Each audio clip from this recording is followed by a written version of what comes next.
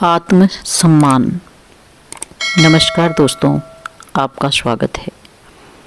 आज की हमारी कहानी बहुत ही ज्ञानवर्धक और मोटिवेशनल है, जो हमें सिखाती है कि हमें जीवन के किसी भी मोड़ पर हार नहीं माननी चाहिए। तो आइए सुनते हैं आज की कहानी। अनुष्का जब केवल 6 साल की थी, तभी उसके माँ बाप का एक सड़क दुर्घटना में देहांत हो गया।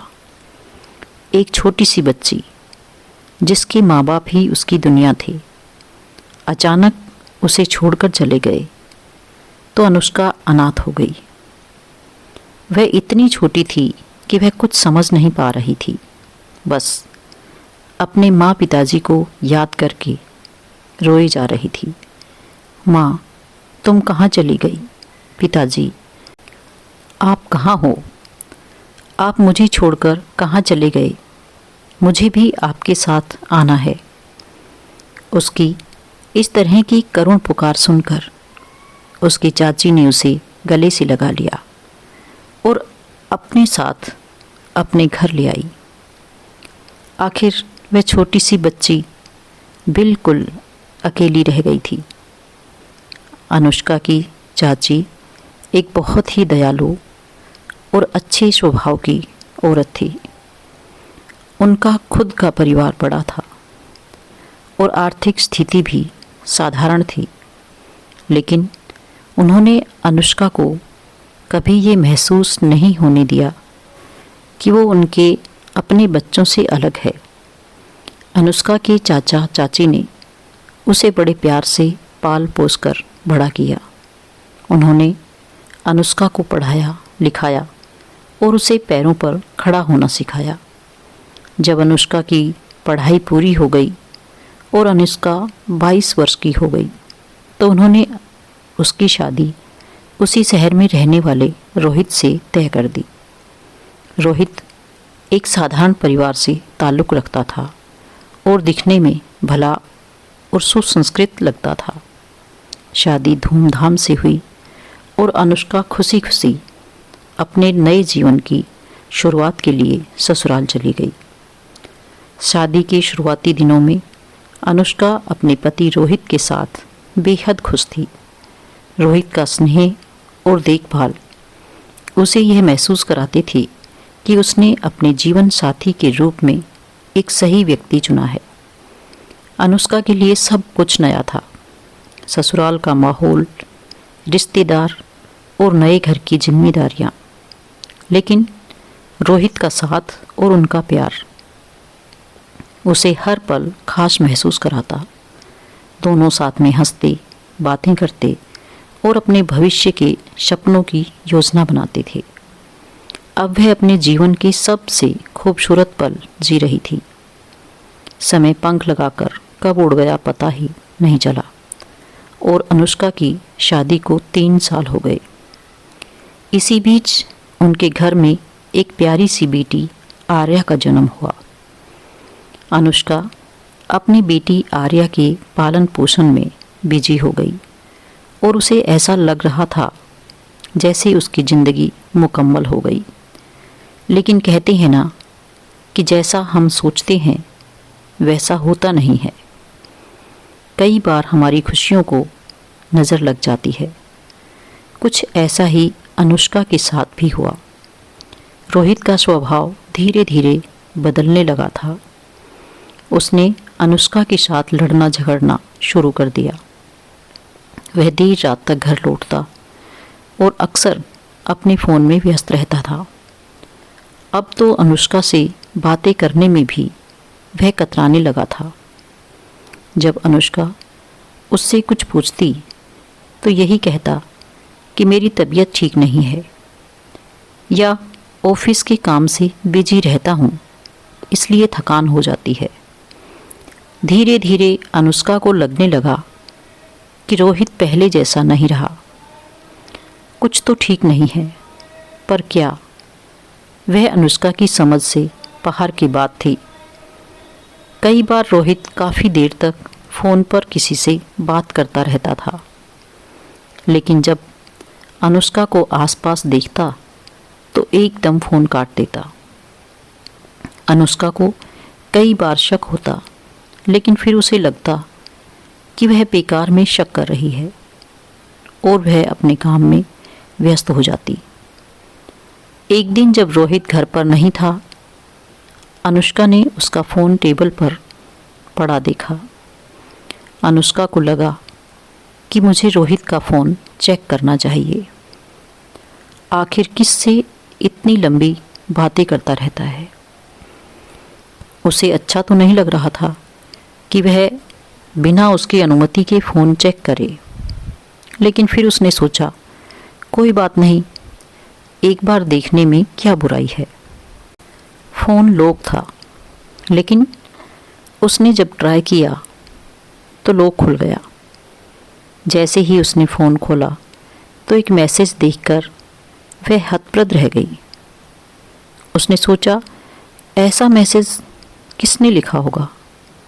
जब उसने नोटिफिकेशन खोल कर देखा तो उसके पैरों तले ज़मीन खिसक गई। ऐसा कैसे हो सकता है? एक महिला के साथ रोहित की निजी बातचीत और तस्वीरें देख अनुष्का के हाथ कांपने लगे। उसका दिल बैठता जा रहा था। अनुष्का का शक यकीन में बदला जा रहा था। वह सोच रही थी कि जिस इंसान के साथ उसने जीने मरने की कसमें खाई थी, वही उसे धोखा दे रहा है।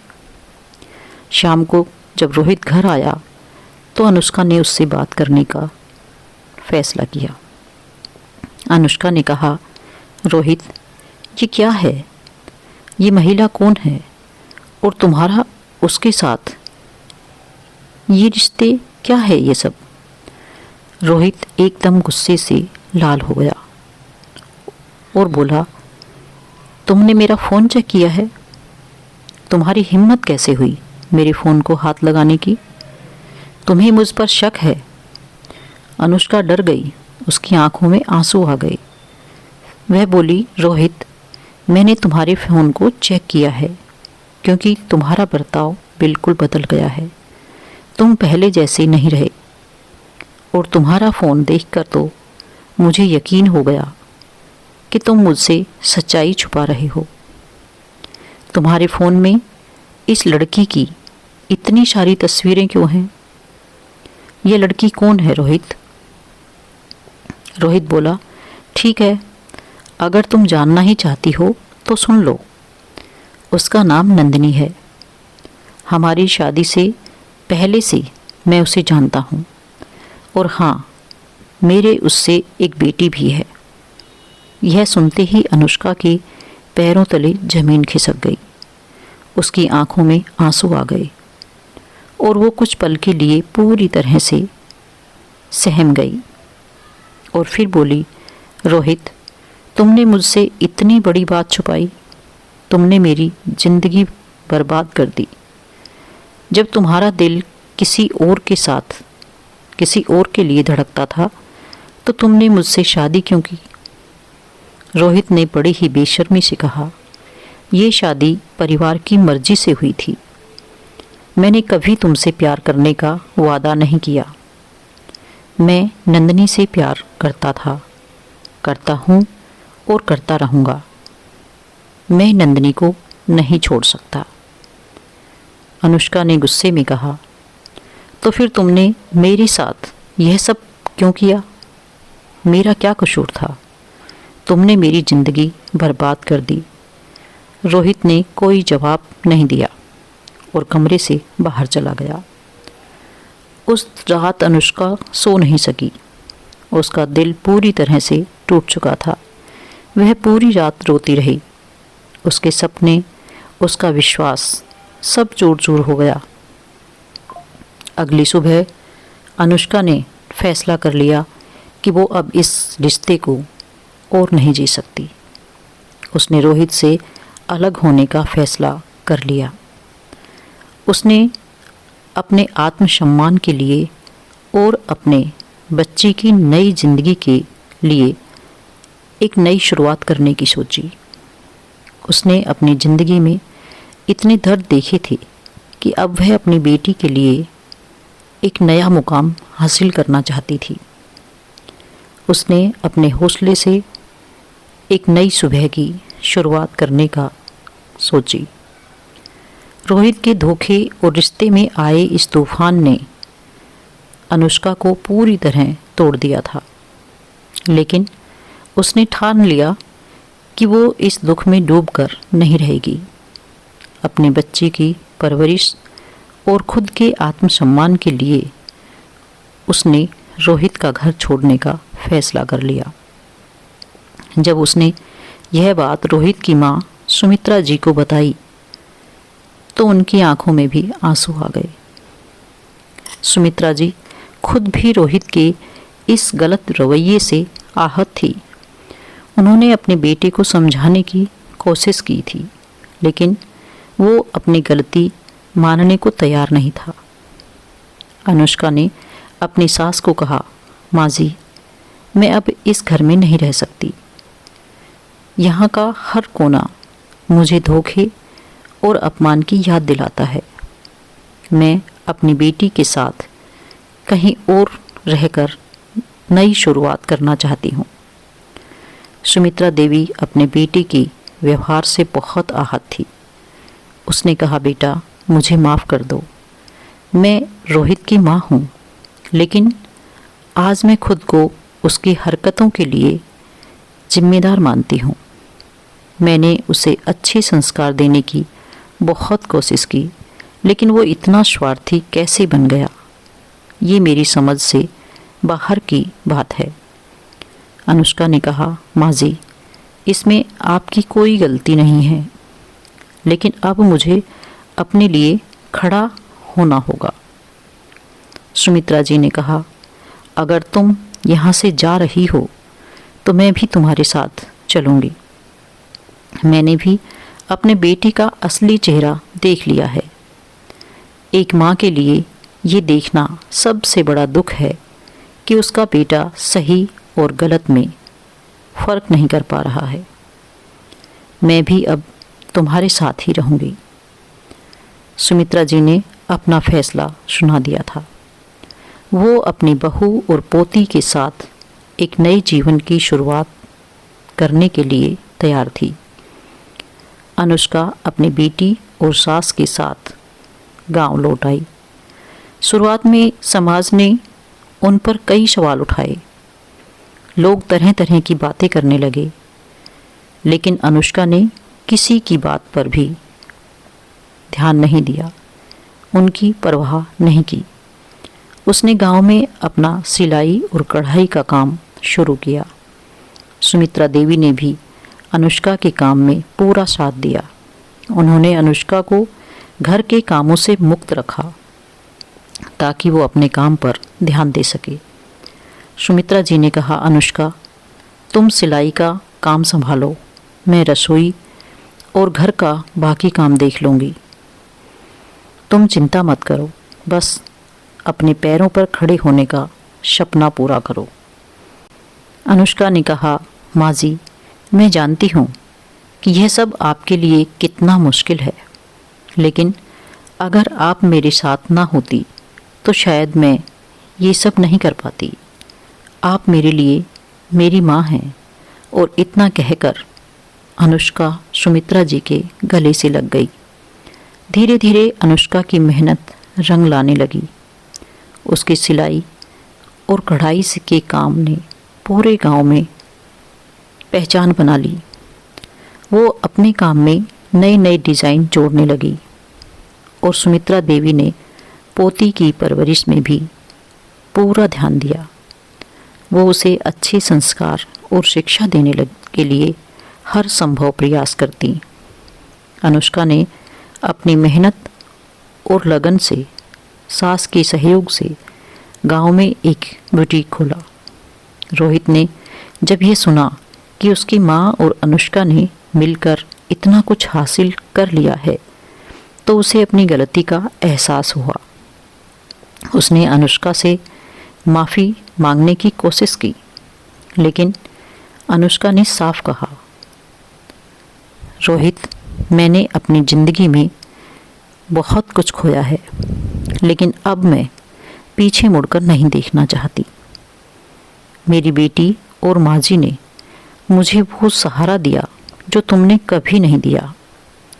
अब मेरी जिंदगी में तुम्हारे लिए कोई जगह नहीं है। सुमित्रा जी ने कहा, रोहित, तुमने अपने जीवन का चुनाव कर लिया था। अब हम भी अपने जीवन में आगे बढ़ चुके हैं। हमें और परेशान करने की कोशिश मत करना। अनुष्का की सास ने यह साबित कर दिया कि सच्चा रिश्ता खून का नहीं बल्कि विश्वास और स्नेह का होता है। अनुष्का और सुमित्रा देवी ने एक दूसरे का सहारा बनकर अपने जीवन को नई ऊंचाइयों तक पहुंचाया और समाज के लिए एक मिसाल कायम की। अनुष्का ने गांव के बाजार में महिलाओं के लिए सुंदर डिजाइन वाले कपड़े बनाना शुरू किया। उसने कपड़े पर हाथ से कढ़ाई की कला को नया रूप दिया। धीरे धीरे उसकी बनाई चीज़ें गांव में लोकप्रिय होने लगी। एक दिन गांव की एक महिला उसके पास आई और बोली, अनुष्का, तुम्हारी सिलाई बहुत शानदार है। क्या तुम मेरी बेटी की शादी के लिए कुछ खास कपड़े बना सकती हो? अनुष्का ने मुस्कुराते हुए कहा, जी बिल्कुल, मैं अपनी तरफ से सबसे अच्छा काम करूंगी, आपको निराश नहीं करूंगी। और उस शादी के कपड़ों ने गांव भर में धूम मचा दी। लोग अनुष्का के काम की तारीफ करने लगे और उसका काम फैलने लगा। सुमित्रा जी ने कहा, अनुष्का, तुम्हारा काम अब सिर्फ गांव तक सीमित नहीं रहना चाहिए। क्यों ना हम शहर के बाजार में भी कोशिश करें?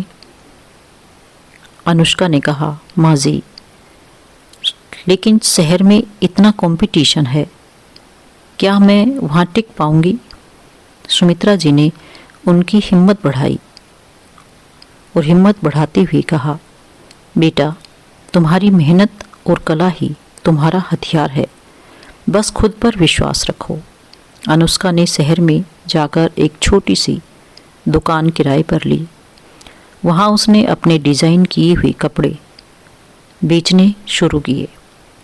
शुरुआत में उसे मुश्किलें आई, लेकिन उसकी मेहनत रंग लाई और धीरे धीरे उसे काम मिलने लगा और उसका काम गांव से शहर तक पहुंच गया। एक डिज़ाइनर को उसका काम बड़ा अच्छा लगा, पसंद आया। उन्होंने कहा, अनुष्का जी, आपकी कढ़ाई और डिज़ाइन वाकई अनोखे हैं। क्या आप मेरी फ्रेंड के लिए कुछ खास डिज़ाइन बना सकती हैं? अनुष्का ने हैरान होकर कहा, जी, मुझे खुशी होगी, मैं पूरी कोशिश करूंगी। उस एक मौके ने अनुष्का की ज़िंदगी ही बदल दी। उसके डिज़ाइन शहर के बड़े बाज़ारों में बिकने लगे और लोग उसके काम को सराहने लगे। अनुष्का की बेटी आर्या ने अपनी माँ से प्रेरणा लेकर अपने जीवन का लक्ष्य निर्धारित किया। बचपन से ही उसने अपनी माँ को सिलाई कढ़ाई के काम में मेहनत करते देखा था। अनुष्का ने अपनी बेटी को न केवल अच्छे संस्कार दिए बल्कि उसे यह भी सिखाया कि आत्मनिर्भरता और जुनून के साथ हर सपना साकार किया जा सकता है। आर्या को बचपन से ही कपड़ों और डिज़ाइनिंग में रुचि थी। जब अनुष्का अपने बुटीक के लिए कपड़े तैयार करती थी तो आर्या भी उनके साथ बैठकर नए नए डिज़ाइन बनाने की कोशिश करती थी। आर्या ने अपनी स्कूली पढ़ाई के बाद फैशन डिज़ाइनिंग में उच्च शिक्षा के लिए एक प्रसिद्ध संस्थान में दाखिला लिया। वहाँ उसने न केवल आधुनिक फैशन डिज़ाइनिंग सीखी बल्कि अपनी माँ के पारंपरिक काम को भी नए अंदाज में पेश करने की कला विकसित की। आर्या अक्सर अनुष्का की बुटीक में जाकर काम करती और नए डिज़ाइन पर काम करने में उनकी मदद करती। आर्या कहती, माँ, हम पारंपरिक कढ़ाई के साथ आधुनिक कट्स और स्टाइल जोड़ सकते हैं। इससे हमारे डिज़ाइंस और भी खास बनेंगे। अनुष्का ने कहा, बिल्कुल बेटा, तुम्हारे पास जो नई सोच है वो हमारे काम को नई ऊंचाई तक ले जाएगी। अपनी पढ़ाई पूरी करने के बाद आर्या ने अपनी माँ की मदद से अपना खुद का डिज़ाइन ब्रांड अनु आर्या क्रिएशंस शुरू किया। यह ब्रांड पारंपरिक भारतीय कढ़ाई और आधुनिक फैशन का संगम था। अनुष्का का अनुभव और आर्या की आधुनिक सोच ने इस ब्रांड को अनोखा बना दिया। अनु आर्या क्रिएशंस के डिज़ाइन जल्दी ही मशहूर होने लगे। उनके कपड़े फैशन शो में प्रदर्शित होने लगे। पारंपरिक भारतीय कढ़ाई के साथ आधुनिक फैशन का यह अनोखा संगम लोगों को बेहद पसंद आया। एक बड़े फैशन शो में आर्या ने अपने कलेक्शन को प्रदर्शित किया, जो पूरी तरह से हाथ की कढ़ाई और भारतीय संस्कृति से प्रेरित था। शो के बाद मीडिया ने उसकी तारीफ की। पत्रकार ने कहा, आर्या, आपके डिज़ाइंस इतने अलग और आकर्षक हैं, इसका श्रेय आप किसे देंगी? आर्या ने मुस्कुराते हुए कहा, इसका श्रेय मेरी माँ को जाता है। उनकी मेहनत और संघर्ष ने मुझे यह सिखाया है कि अपनी कला को दुनिया के सामने लाने में कोई शर्म नहीं होनी चाहिए। उन्होंने मुझे हर कदम पर प्रेरित किया है। अनुष्का और आर्या ने मिलकर अपने ब्रांड को अंतर्राष्ट्रीय स्तर पर पहुंचाया। आज उनके डिज़ाइंस न केवल भारत में बल्कि विदेशों में भी मशहूर हैं। उनका ब्रांड भारतीय कढ़ाई और परंपरा को दुनिया के हर कोने तक पहुंचाने का काम कर रहा है। अनुष्का को अपनी बेटी पर गर्व है और सुमित्रा जी को बहू अनुष्का पर। उसने न केवल मेरे सपनों को पूरा किया बल्कि आर्या के लिए भी एक नया मुकाम हासिल करने के साथ साथ हमारी कला को एक नई पहचान दी। आर्या ने कहा, माँ, अगर आपने मुझे सिखाया नहीं होता और संघर्ष का मतलब नहीं समझाया होता तो मैं ये सब कभी नहीं कर पाती। यह हमारी साझी सफलता है। आज अनु आर्या क्रिएशंस एक ब्रांड से बढ़कर एक प्रेरणा बन चुका है। यह माँ बेटी की मेहनत, संघर्ष और आत्मविश्वास की कहानी को दर्शाता है। उनका ब्रांड महिलाओं को यह सिखाता है कि अगर हौसला हो तो हर सपना साकार किया जा सकता है। आर्या की सफलता यह साबित करती है कि जब पारंपरिक कला और आधुनिक सोच का संगम होता है तो नई ऊंचाइयों तक पहुंचना संभव है। आज अनुष्का और आर्या दोनों एक मिसाल हैं। अनुष्का और आर्या की कहानी यह सिखाती है कि जीवन में दुख और संघर्ष हमें तोड़ने नहीं बल्कि हमें मजबूत बनाने के लिए आते हैं। उन्होंने अपने दर्द और मुश्किलों को अपनी ताकत बनाया और दिखा दिया कि परिस्थितियां चाहे जितनी भी मुश्किल हों, कठिन क्यों ना हो, अगर इंसान हिम्मत और मेहनत से काम ले तो वह अपने जीवन को नई ऊंचाइयों तक ले जा सकता है। माँ बेटी की यह जोड़ी न केवल आत्मनिर्भरता की मिसाल बनी बल्कि यह भी सिखा गई कि असफलताओं से सीख लेकर अपने सपनों को सच करना ही असली जीत है। उनका जीवन इस बात का प्रमाण है कि अपनी परिस्थितियों को बदलकर हर इंसान अपने जीवन को एक नई दिशा दे सकता है। तो दोस्तों, यह थी हमारी आज की कहानी। आपको कैसी लगी कमेंट करके ज़रूर बताएं। और अगर आप मेरे चैनल पर नए हैं तो इसे सब्सक्राइब करके बेल आइकॉन ज़रूर दबाएं ताकि आने वाली वीडियो की नोटिफिकेशन आप तक पहुंचते रहें। धन्यवाद।